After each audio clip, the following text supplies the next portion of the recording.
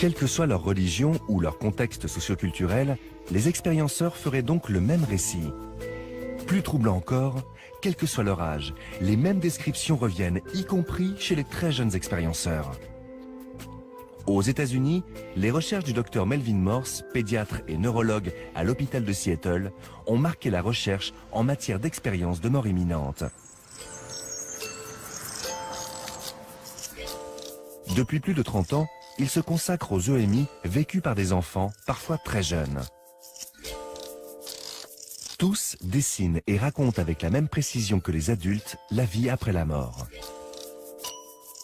Sur ce dessin, nous reconnaissons la décorporation.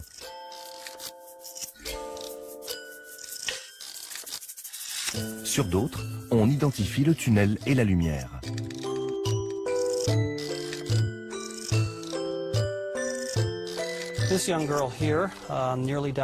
Cette jeune fille ici est cliniquement morte 4 minutes d'une mononucléose.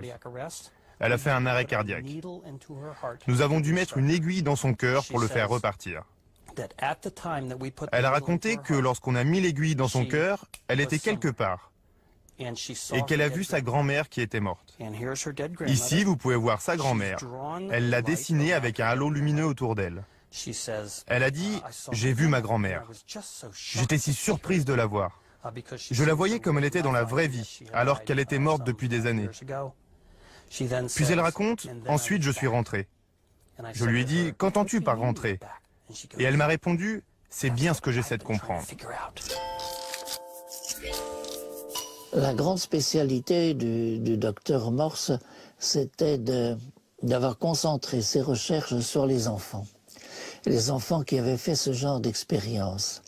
L'intérêt des enfants, c'est qu'ils n'avaient fait aucune lecture avant de témoignages de cette sorte et qu'ils sont absolument sincères.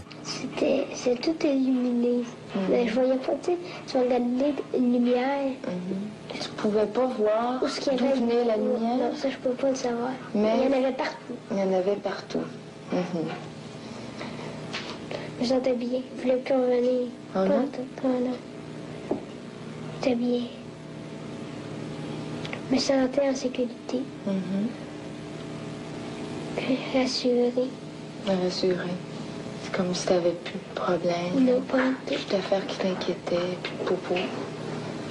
Est-ce que tu trouves qu'à ce moment-là, on ne devrait pas avoir peur de mourir? Non. Moi, j'ai pas peur de mourir. Non? Non. Il y a une petite différence pour les enfants qui font une expérience de mort imminente.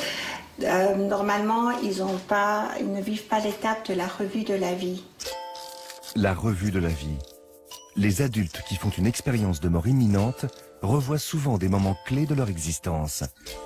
Certains voient même défiler le film de toute leur vie. Des fois, ils le voient un peu comme on va au cinéma, un film, ou comme des petites bulles. Dans chaque bulle, il y a un événement important ou moins important de leur vie, ou des images superposées où ils voient en même temps, simultanément, l'ensemble de leur vie qui se déroule, depuis qu'ils sont bébés jusqu'au moment où se produit l'expérience de mort imminente.